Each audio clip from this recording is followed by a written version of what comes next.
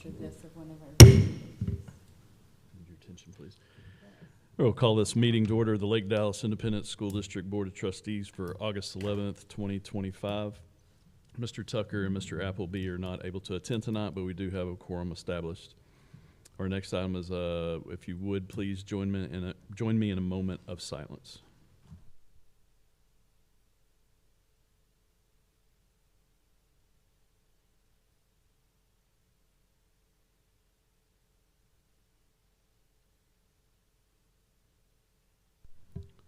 All right, thank you. If we would, please stand for our pledges of allegiance. That'll be led by Molly Avellino.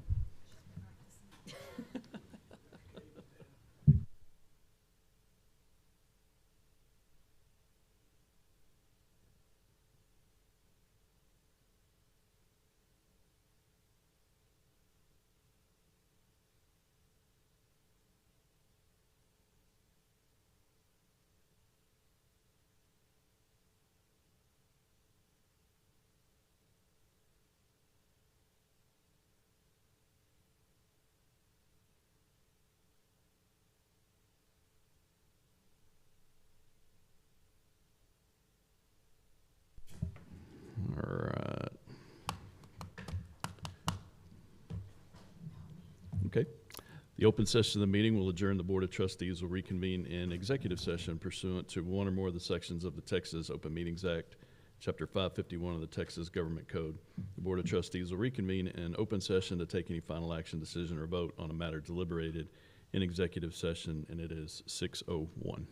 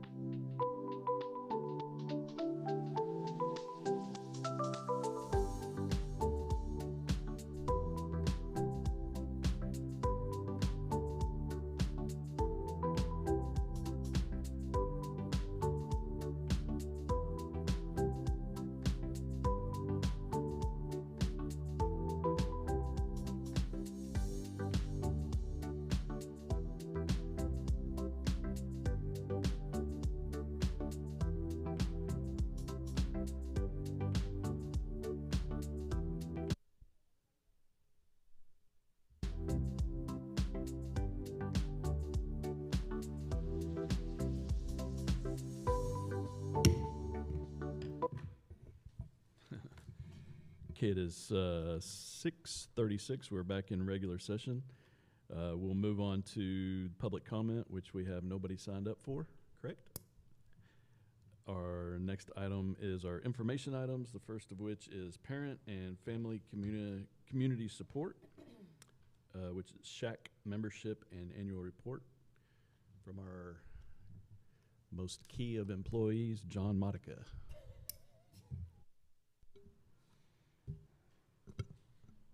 Good evening, Dr. Brown. Good evening, board. So yes, tonight we are, or I'm presenting on the annual report for the SHAC. We'll also throw in there the SHAC membership because that is also a consent item for you, for the board to consider and approve tonight. So SHAC does many things. This is our Student Health Advisory Council. They do a number of things, primarily set the hours of instruction for health education. They also give great input on parent programs, student programs dealing with health.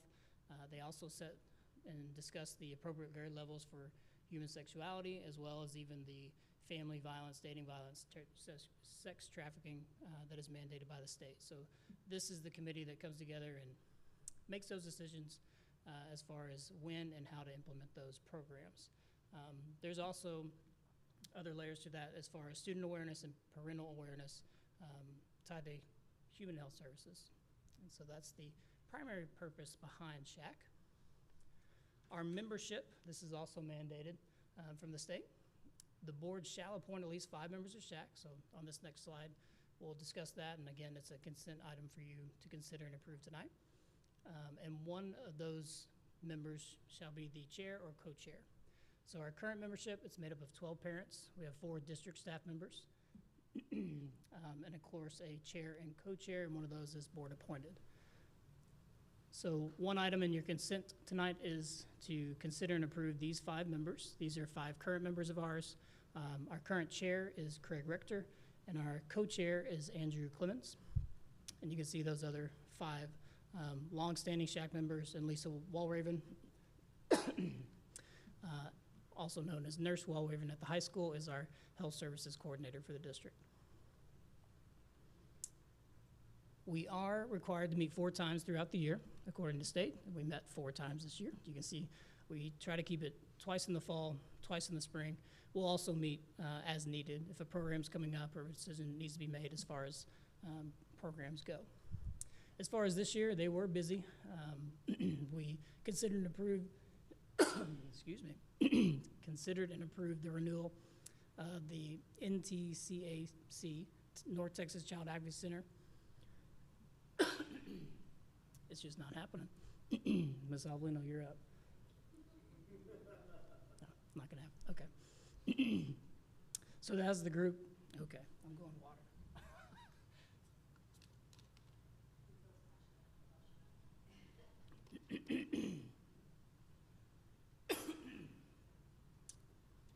The North Texas Child Advocacy Center, this is the group that comes in and talks to our students anywhere from kindergarten up to senior class, and those are all opt-in programs.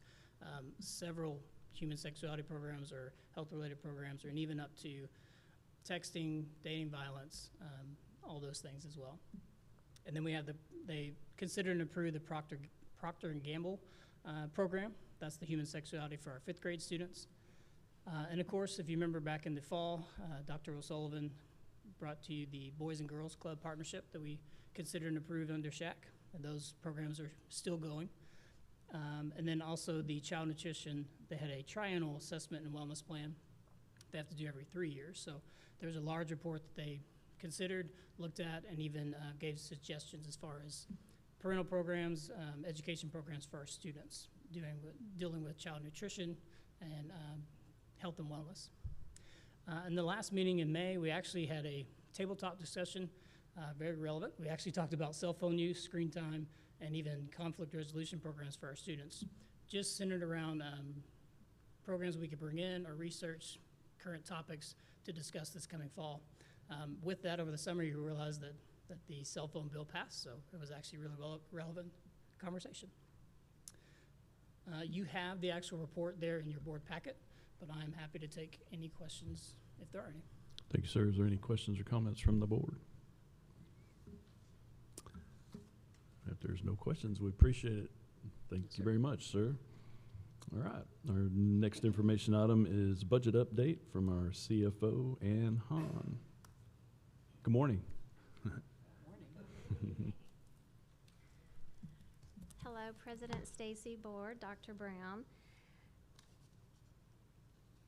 So tonight I'm going to come to you with our final budget update, and that's going to include our general fund, our food service fund, and debt service. I think last month I also said I was going to have federal programs, but even though we're fairly certain we're going to have all of our funding, TEA still has on their website that it's not available. Our applications are not available yet. So hopefully in the next few weeks, by our next meeting on August 25th, I'll be able to have those as well. But I just didn't want to provide numbers until at least TEA fully opened it up. But I'm pretty certain that they are going to be all available to us. So then, again, we're almost done with the budget calendar. After tonight, we will just have our next meeting on August 25th. And that will be our hearing to adopt the budget and the tax rate.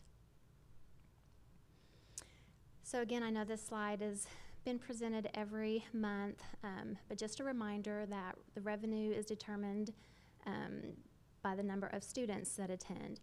And this year, for the first time since 2019, the basic allotment was raised $55 per student to an amount of $6,215. And tonight we'll discuss our tax rate, which TEA calculates that for us. They provide us with the maximum compressed tax rate. And then also, once we discuss property values, keep in mind that higher property values do not mean overall more general revenue for the district. So our taxable values came in just a little above where they've been in the 24-25 year. They were at $2.967 billion in the 24-25, and for 25-26, we're looking at, my eyes aren't good enough to read the screen. We're looking at a $2.981 billion certified value, freeze adjusted taxable value for the 25-26 year. So we did some adjustments to our general fund revenue since we last brought it to you. We're looking at a slight decrease in our overall local revenue. That's just due to, again, property taxes. We're not anticipating as much interest revenue, but then we also factored in facility rentals with our practice plan. So we're seeing a small decrease in our local revenue. State revenue is where you're going to see a big increase, but that is due to the teacher retention allotment that the state will be funding us for, and also the support staff allotment.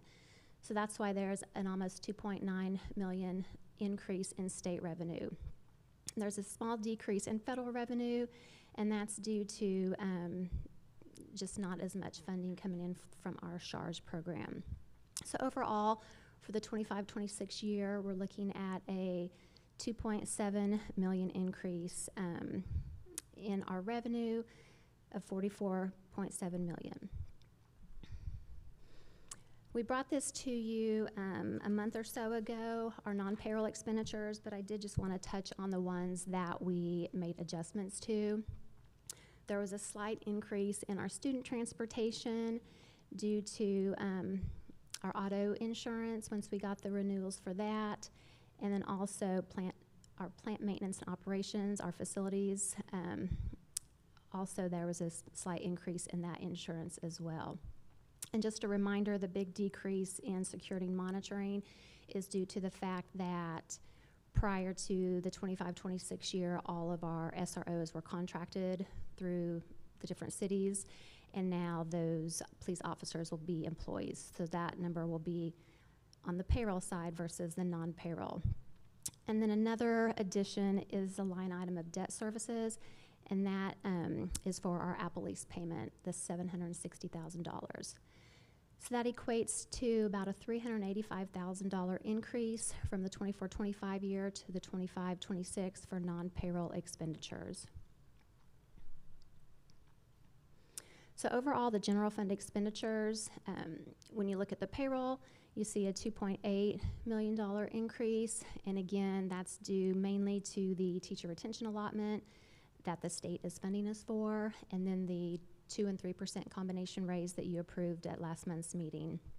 And then the non-payroll expenditures that we just discussed, bringing a total to $45.5 million for expenditures, which is a little over a $3.2 million increase.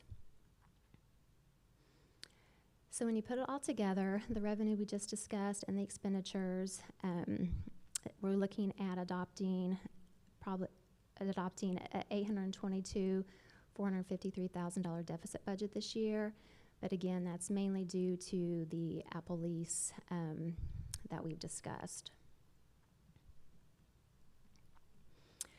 Child nutrition, we're seeing a slight decrease in revenue of about $200,000 for child nutrition, and then a decrease in expenditures of about $500,000.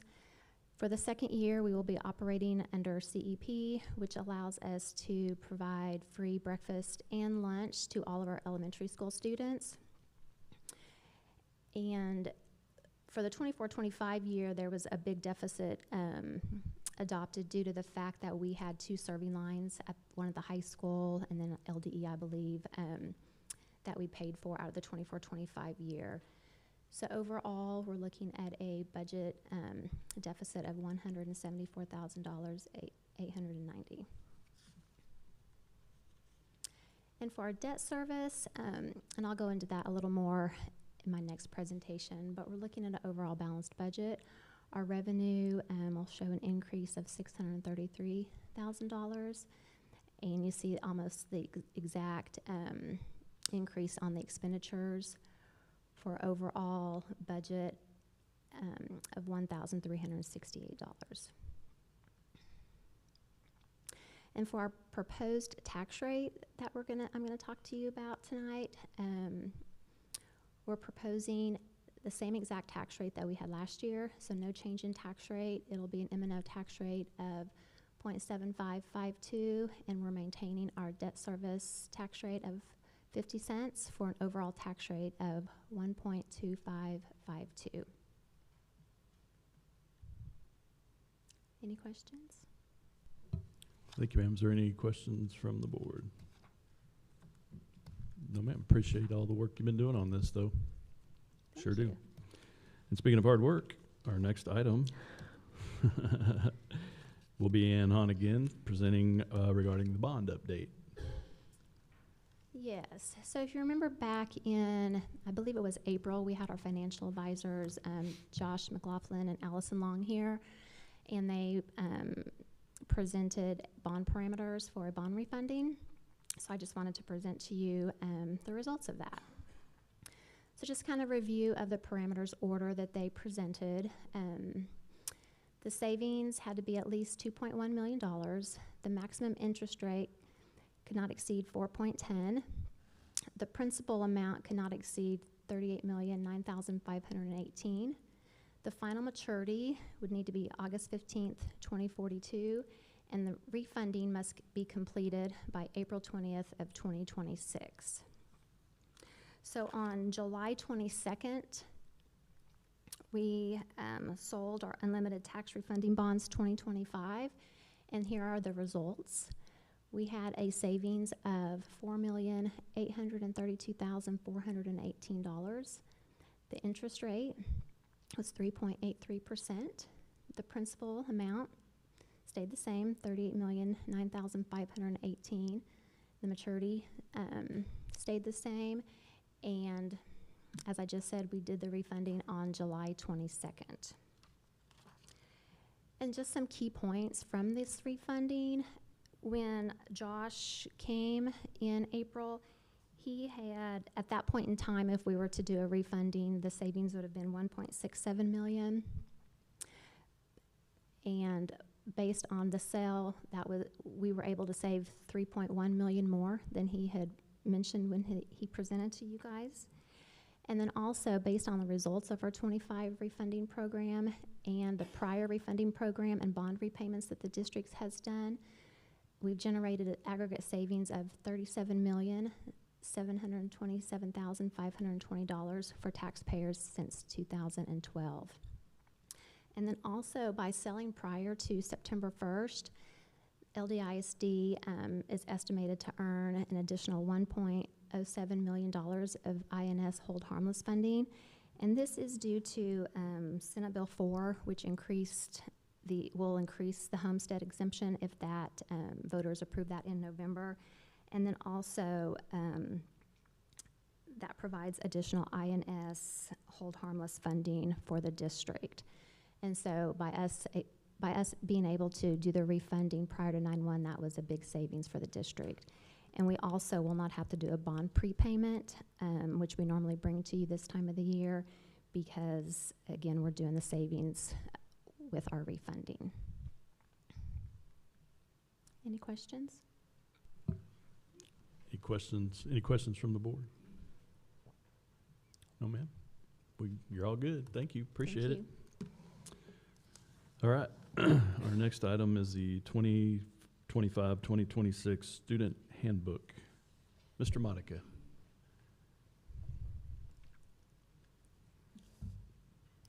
Good evening again. So last month, yes, we brought you the Student Code of Conduct, which is a document to be board approved. Student Handbook is not board approved, but it's also our guidelines, our day-to-day procedures, and there were some updates here, so we wanted to bring that to the board just to make you aware of those changes and the additions made to the Student Handbook. There are 4 major ones that we're going to talk about tonight. The first being parental rights to review instructional materials. This has always been a component of how we operate. Parents can always access instructional materials. One specific thing laid out in the law, this legislation, was instructional plan or the course syllabus. So currently the campuses are gathering those artifacts, kind of place them into one single gathering place, if you will, so that makes it easy if a parent requests that. And of course, a parent can always request that individually from their teacher. But we are in the process of creating a system for that to make it easy to make when the parent makes that request. Because that is by course, by grade, by subject area. A new component to the handbook would be parent consent. So this requires that there is a written consent anytime a student opts to join a student club or organization. And again, this is a district form that they can access through the campus or the individual sponsor of that club. And this would include all student clubs. So Spanish club, FFA, robotics. The letter of the law says that any of those, there must be parent consent when a student joins that organization. Another addition would be storage of firearms. So a new mandate that came out from the law is that 3 times a year we must send out notice or a formal letter to parents educating them on how to store firearms, the potential dangers of that, and then the repercussions if it falls into a student's hands. And this is also outlined in the student handbook as well. So 4 times the parents are informed of this. And then finally, the SLAC, or the School Library Advisory Council. Dr. O'Sullivan went into great detail on this last month. So this is, again, restated in the handbook. There's actually an entire page dedicated to this. But in a sense, it lines out that we are forming a school library council. Parents can have access to the library catalog, which is found on our website. Just Discover Library Media. There's a link there for parents to access the catalog. And of course, parents can even opt out of certain genres or articles that they would their student not to participate in, which is also a practice we've had in place. There's a district form online on the same webpage where parents can go to, and that goes directly to the librarians, and we can make a note in our system. Or of course, parents can contact the librarians or campuses directly to make those choices or notify them of opting out of certain genres. Those are the additions to the student handbook, but I'm happy to take any questions. Any questions or comments from the board? No, we're all good. Thanks, sir. All right. Our next item is a construction update from a friendly face and a familiar face, but not a baby face. Mr. Wes Eversole, how you doing? It is not a baby face, right? No, it's You should check your face and make sure it's not a baby face, right? Long, long time.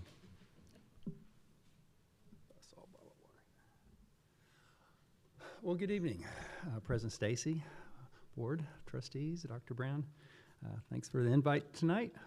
Would love to give you a construction update. Wes, where we you're stand always today. invited. Well, You don't thank need you. an Well, invitation. thank you, thank you, thank you. As far as I'm concerned. So. Well, thank you, Mr. Stacy. So this is our construction schedule. I think we last had a construction update, was it February, March, somewhere around there? And this really hasn't changed much. August 24, we completed the band hall renovation, choir renovation, and so we completed that ready for school for the last year. And then January 2025, we completed the tennis courts. We have completed the band hall expansion, the high school classroom current tech renovation, and the completion of the new current tech building. We are substantially complete on all those components. We still have a couple things dragging that we'll talk about in a minute, but for the most part, we are substantially complete in those areas. We are still working on the performance hall renovation back of the house. We're probably a couple weeks away from finishing that. And the TV studio as well. We're probably a couple weeks away from completing that. I think we're on day 78 or 79. I don't think we've hit 80 yet from the time the students left. That following Saturday, we had 30 movers move about 25 classrooms. Our cafeteria looked like Office Depot there for all summer long. But again, we're probably around day 79 in this construction schedule. So just to kind of give you a feel for some current pictures you may have been in recently, so these may not be anything new, but it's good to see the kids back. It's good to see the parents back, and so that was taken open house, and a week before that looked like Office Depot. And so it's good to have everybody back and ready to start school on Wednesday. So the Career and Tech building, that picture was taken around February. I think that's a picture we shared with you during our last presentation. And then that's what the Career and Tech building looked like last week. So a pretty dramatic change, obviously. There is the robotics lab with the two engineering classrooms, computer classrooms in the background with a graphics package that came up a couple weeks ago. Looks really nice. Then there's Farm Tech. That's a Farm Tech classroom as well. Ms. Kloss tried to get in the picture, but she wasn't quick enough, I'm afraid. That's the law library with Tristan's space to the left. That, for the most part, used to be just our old welding shop. And so we poked a couple windows in, and a portion of that is the law classroom. And then you can see the welding lab as well with Jason and Lee. It looks really nice. We've talked a couple times. It already smells like a welding. They haven't welded anything, but it already smells like a welding place. But anyway, it looks really nice. Fire Academy. You can see our mock ambulance with our own graphics package. And then the bunker room to the right with the bunker lockers as well. Looks really nice. This is the food lab. Now this was taken Thursday or Friday of last week. We do have all our appliances in as of today, and so we're good to go. I think we're dragging a few storage cabinets in one space, but I think those will be showing up hopefully tomorrow. But we're pretty much finished in this space as well. This is Kylie Butler's computer repair space, kind of two views. We have, I think, 15 workbenches and then a big workbench in the middle for group projects. That's Ann Hodges' Career and Tech Lab. We have 4 identical labs. A little bit more than 1,000 square feet. They're a good size space. I think one of the meetings that I was in early on, talking to the students when they brought the high school students in, we had a meeting with the high school students, the first one, and one of the complaints was the computer labs were small, and so our computer labs are now spacious in this space, which is really nice. And then to the right, we replaced the last of the glass block of the 1998 version building, and so those windows have been replaced on both the two-story stairwells. And so there's a picture of the before and after. So the before was 2019 and before. The building was built in 1998, and that's what the front of the building looked like. And so this process started 7 years ago. 7 years ago, summer 7 years ago, in which we hired VOK. We did a facilities assessment that fall. Had a long-range facility planning committee, which Frank Graham and Ginger Collier chaired. Brought that to the board that following December. Board called the election, and the election went to the voters that May. And we're very appreciative of the voters. We're very appreciative of the taxpayers, because this is big for our school district. Not only this, that included obviously the first renovation of the high school, the second renovation of the high school, a full renovation of Corinth Elementary, a field house for the middle school, an indoor practice facility. Security was absolutely a huge component of this, and so after we left, even in the first phase, every school had a secured vestibule, which that was the front of the high school right there, where you walk across the hall and see the receptionist. And so huge improvements as far as cameras go, electronic locks. That was our big first phase, that first go around. But it's been a huge effort. There's been a lot of people involved. Our friends from VOK, Jennifer Workman, Matt Crowley, Mark Gessner, they've been on the second phase, been a huge, they're architects. And anytime you renovate a building, it's a little more difficult than a new build. And so renovating this building has been interesting, but we've been able to correct a lot of the things that we needed to renovate through construction, which is great. Crossland is our contractors. They've been great. From Derek Clore, Robert Cortez has been the job superintendent, and I don't think he's taken a day off last month. And his staff, Riley Cummings, Ryan Payne, Phil Garcia, Zach Murphy. Our construction meetings are 10 to 12 people, and we're having them weekly, and we haven't had them start weekly probably in May. Miss Avelina's been a huge part of that. Well, during the first phase, she was the one who helped mitigate tons of construction things that we had to deal with: water, electricity, staff, so forth and so on. And just remember that first phase was renovated during the COVID time. So thank you for all your help getting us through this. Jimmy's been a part of it. He's been at every construction meeting for the first phase and the second phase. He's been a little busy, so he's missed one or two in the past month, but a huge part of it as well. Going into this process, just thanks to the teachers, we had a huge needs assessment. Probably a couple months. I think we met with pretty much every teacher once, maybe twice. Molly was part of that. The architects were part of that.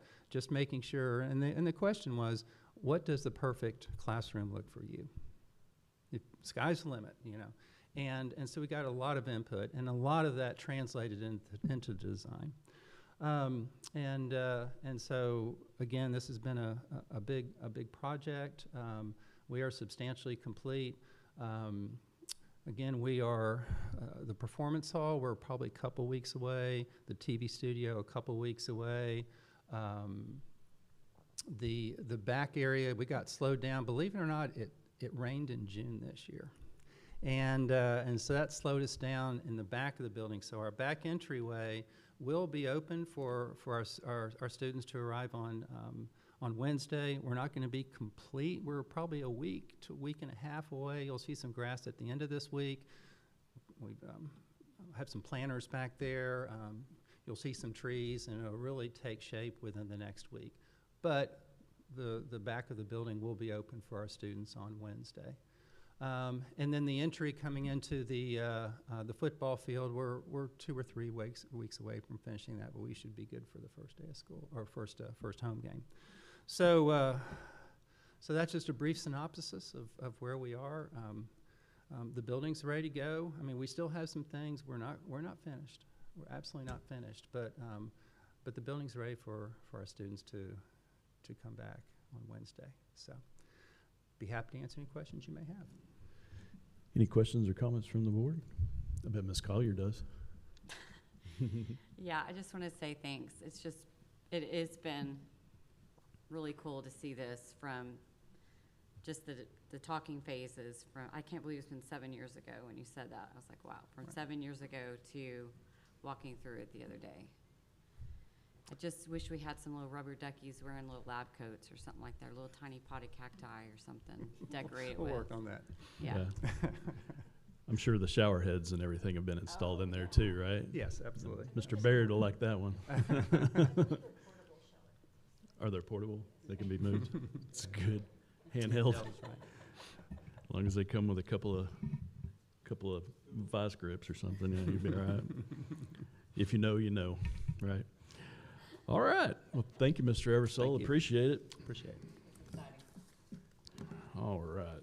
Now we can move on to the consent agenda. The consent agenda are those routine items that can be handled in one motion and vote. Is there any questions or comments regarding the consent agenda? If not, I'll entertain a motion. Motion to approve by Mrs. Collier. Do I have a second? I'll second. Second by Mr. Smith. If there's no further discussion, all those in favor of approval, please show. Thank you. And that passes. I know, forget he's down there. He's always so quiet. And that passes unanimous. Thank you. We'll move on to our action items, the first of which is consideration approval Lake Dallas ISD District of Innovation Plan. Mr. Modica, welcome. Glad to have you back. All right. So yes, today we're going to look at the District of Innovation Plan. There are some updates based on the legislation that we need to bring to you guys and have approval. So because of primarily House Bill 6, there were several things we did not, I say several, there's only 2 things that really affected us in the District Innovation Plan, but House Bill 6 specifically said anything pertaining to Chapter 37, so discipline, law, and order, needs to be pulled or exempted from the District Innovation Plan. So there are really only 2 components of our current plan that deal with that. One that we talked about with the Student Code of Conduct, the Campus Behavior Coordinator. So if you remember, in the past, the district was innovative in that we took that law and basically said, well, this will be any administrator, any assistant principal or principal on a campus. Well, with the passing of, I think, 2 or House Bill 6, one of the 2 said that you have to have one designated campus behavior coordinator, which is our campus principal, meaning this must be removed from our district innovation plan. So that's the first component, just removing the campus behavior coordinator clause there. The second being armed security guards. If you remember, it seems very long ago, but I think it was just a couple years ago when the law passed about armed security at each campus. We've come obviously a long way because now we do. We have our own police force and armed security at every campus. But in the inception of this, we wanted to put in some flexibility there. We had the good clause exemption resolution brought to the board, but then also we put in this clause in our district innovation plan, just trying to adhere to every aspect of the law in case of an unfortunate event. But this allowed us to, if there's an event at a campus and say an officer moved from one campus to another, it gave us some flexibility and control into move an officer, right? If we pull one from LDE and we wanted to put one at the high school just because of the number of students or the event going on, this allowed us to do that. Again, moot point now because we obviously have our own police force and we have officers at every campus. But this component too would also come out. The last piece isn't a change that we're doing right now, but just kind of a conversation piece and awareness coming up. Also with House Bill 2, eventually it'll do away with District of Innovation teachers, the DOI teachers. So we don't have too many of those, but essentially what this allowed us to do as a district, if we have teachers that have workforce experience or college experience, we could put them in a classroom in a case where they don't have a certification or pending their certification. Eventually, this too will come off. So it basically mandates the reduction of uncertified teachers in course subject areas. So by fall of next year, a year from now, that would be kindergarten through math and reading. And then 2 years from now, it would be all subject areas, core subject areas. So just, again, this isn't coming off for now, but eventually we are working towards this where all our teachers in our core subject areas will be certified in the next couple of years.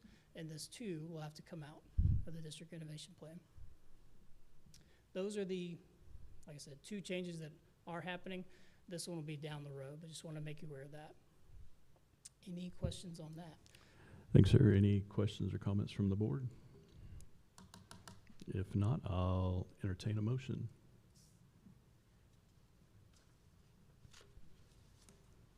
I move to approve the district innovation plan as presented. Got a motion to approve by Mr. Smith. Do I have a second? This is a second by Mr. Bartley. Thank you. Is there any further discussion or questions? If not, all those in favor of approval, please manifest. And that passes unanimous. All right, we'll move on to our next item, which is consideration approval of request for purchase of HVAC. Right, this is where the fun begins. We could talk about maintaining buildings and landscaping and mowing. So yes, David Merrick and I, our Director of Facilities, we've worked pretty hard, very hard over the last 6 months to put together these requests, primarily 2 large bids going out for heating and AC services, preventative maintenance for our entire district, as well as the controls of that equipment. And then a second one here in a second, but it'll be for grounds for the district. So for this one, the HVAC systems, yes, we went out for a contract. Really, it's 2 in 1 in the same bid. But the first contract being for services to tend to and preventative maintenance of our equipment across the district. And we're actually very intentional in that request, and we let contractors know that we would, one, split up the services. So there's the service of the equipment, and then there's also the services of the control or the building automated services of the equipment. And we've even broken it down by location. So very specific, and that's for the benefit of the district. We can piece it out based on quality of work and even the efficiency of the work and then price of the work. Contract 2 within that same bid would be the controls. Like I said, the building automated system.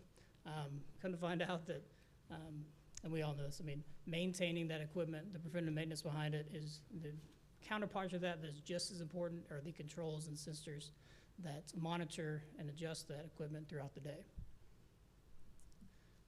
For this agreement, it is a 5-year term that renews each year, of course, unless the contractor or the district would like to move on, but it's a 5-year renewal. It's a renewal every 1 year for up to 5. There was an evaluation criteria for each of the contractors that put in for the bid, and you can see the breakdown here. The majority of being price for the services, qualifications to meet the needs, reputation, references, and then of course, just the qualifications to meet the needs in the best interest of the district. So as far as the services to our heating and ventilation AC systems, you can see the breakdown here. There's 2 primary groups as far as the preventative maintenance and the services. Efficient Facilities International, Inc., and RPM, Reliable Plant Maintenance. We currently contract with RPM on some of our buildings, but you can see the breakdown here. EFI, they'll have the high school, Shady Shores, Corinth. The Lake Dallas ISD Event Center is the new, well, it's the old Thousand Hills Church, that property there. So that's, when you see that on these bids, that's for now what we're calling that space. And then the other 3 would be going to RPM, the middle school, Lake Dallas Elementary, Central Services Building, so the building we're in here, and then all our auxiliaries, so the bus barn and the transportation building and our maintenance and facilities building. And like I said, within that bid, there was a separate contract for the controls behind all this equipment. TDI, you can see there, they won outright on all aspects of our building automated system. TDI is a long-standing pillar in this industry. We work with them currently. They do a great job They do a great job of quality, and of course, the price there too, it well beat out the other competitors. So as far as the controls go, our recommendation to the board is that that still stays with TDI throughout the entire district. Any questions on this? Have any questions or comments from the board? If not, I will entertain a motion on this item.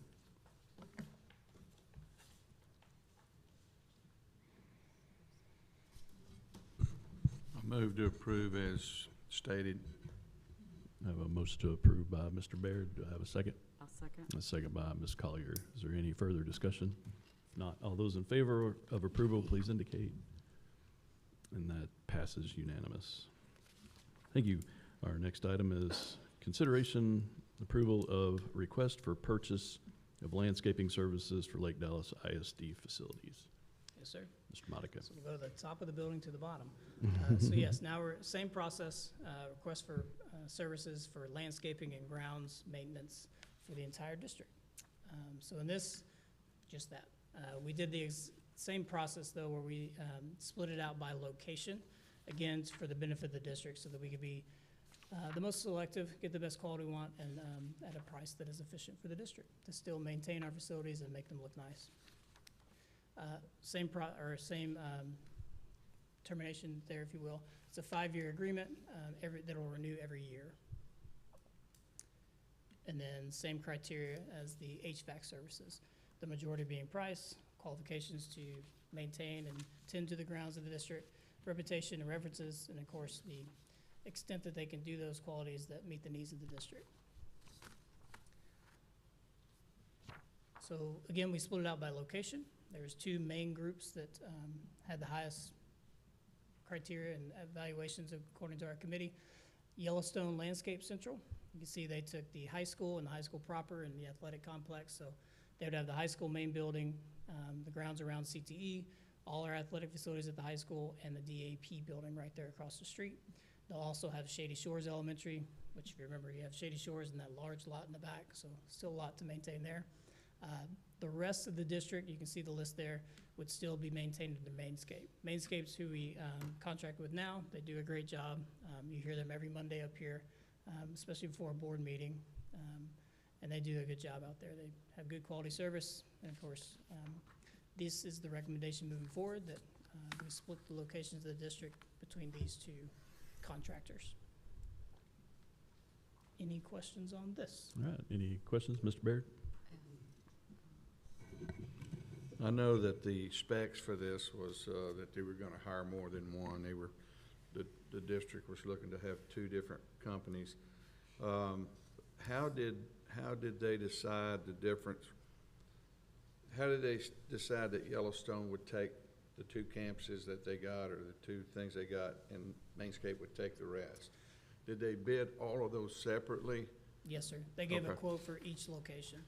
So the price, it probably came down to price. We took that into consideration, and then also when you think about just the location where those are, you know, we didn't want to have somebody trying to maintain, not that we have a large district landmass wise, but coming across the highway or different parts of the day. But we try to keep them located close to each other. But yes, the primary thing there was the price, and yes, it was broken down by location. Okay, thanks. Yes, sir. All right, any other questions or comments? If not, I'll entertain a motion on this item. I move to approve as presented. Motion to approve by Mr. Smith. Do I have a second? I'll second. And a second by Mr. Baird. Is there any further discussion? If not, all those in favor of approval, please indicate. And that passes unanimous. Thank you very much. Our next item is consideration approval of authorization to publish the proposed budget, tax rate, and notice of public meeting to discuss budget and tax rate for the 2025-2026 school year. Ms. Hahn, how are you? Hi again. Good to see you. Yeah. So the district is required to advertise a notice that indicate the date and time of our public meeting to discuss the budget and the proposed tax rate. And within that notification, It must be published in a daily, weekly, or biweekly paper, and the notice is to be published no earlier than the 30th day or later than the 10th day before the hearing date. And as I mentioned earlier, our public meeting will be August 25th, and our proposed tax rate is general fund 0.7552, debt service 0.5, for a total proposed tax rate of 1.2552. And this proposed tax rate represents the same tax rate as last year. So I'm just asking for you to authorize the notice, and you also have the actual notice in your packet as well.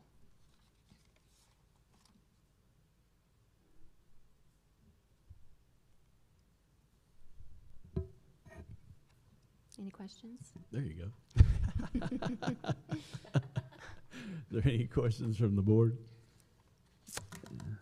All right, if not, I will entertain a motion on this item.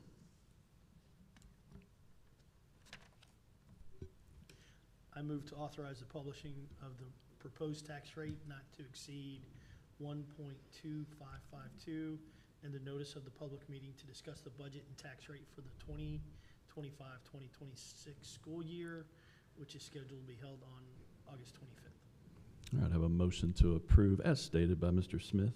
Do I have a second? Oh. Second by Mr. Bartley. Thank you very much. Is any further discussion on this item? If not, all those in favor of approval, please indicate. And that passes unanimous. Thank you.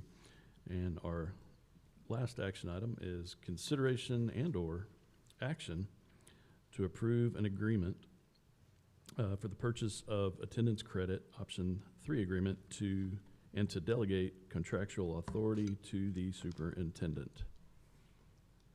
Does that sound like a good idea? It does. All right, well, let's hear it. Okay. So basically, this is our Chapter 49 wealth sharing, or as you probably know better as recapture, which we've been doing now for a few years. So districts with wealth above the guaranteed yield of 49.72 per weighted average daily attendance are subject to wealth reduction provisions of Chapter 48 and 49 of the Texas Education Code. And to equalize the district's ability to generate the revenue, the state requires them to reduce their wealth by choosing one of 5 wealth sharing options.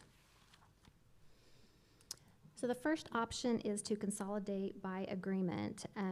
School board of 2 or more districts may agree to consolidate in order to create a new district. Or school boards could detach and annex by agreement, where 2 or more districts would detach property from one school and attach it to another. Option 3, purchase of attendance credits. A district with wealth above the required statutory threshold may purchase attendance credits from the state.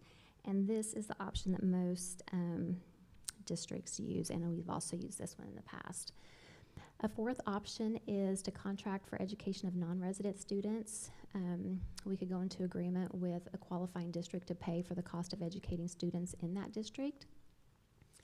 And the last option is a tax-based consolidation. School boards of 2 or more districts could agree to conduct an election to create a consolidated taxing district for the M&O of the 2 school districts.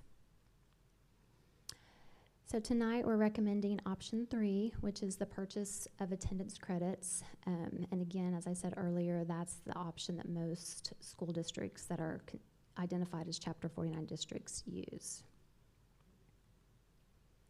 Any questions? All right, any questions or comments from the board?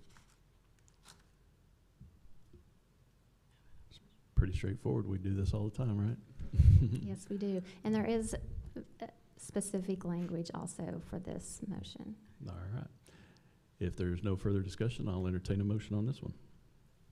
I motion for the 2025-2026 school year, we delegated contractual authority to obligate the school district under Texas Education Code TEC 11.1511C4 to the superintendent solely for the purpose of obligating the district under TEC 48.257 and TEC Chapter 49, subchapters A and D, and the rules adopted by the Commissioner of Education as authorized under TEC 49.006, This included approval of the agreement for the purchase of attendance credit, the agreement for the purchase of attendance credit netting Chapter 48 funding, or the agreement for purchase of attendance credit and netting Chapter 48 funding.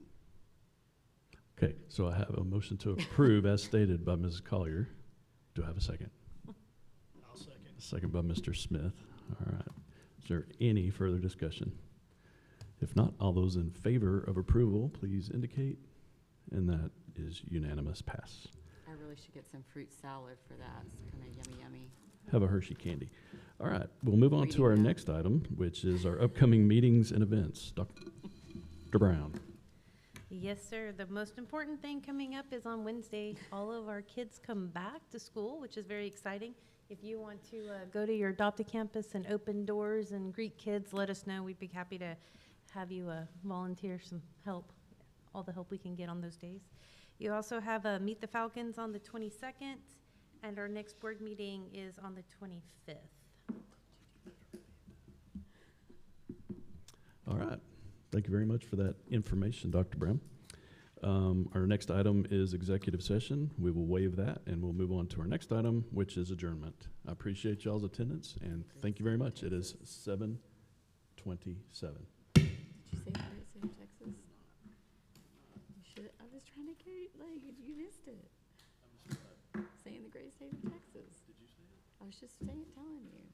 And that adjourns us in this great state of Texas.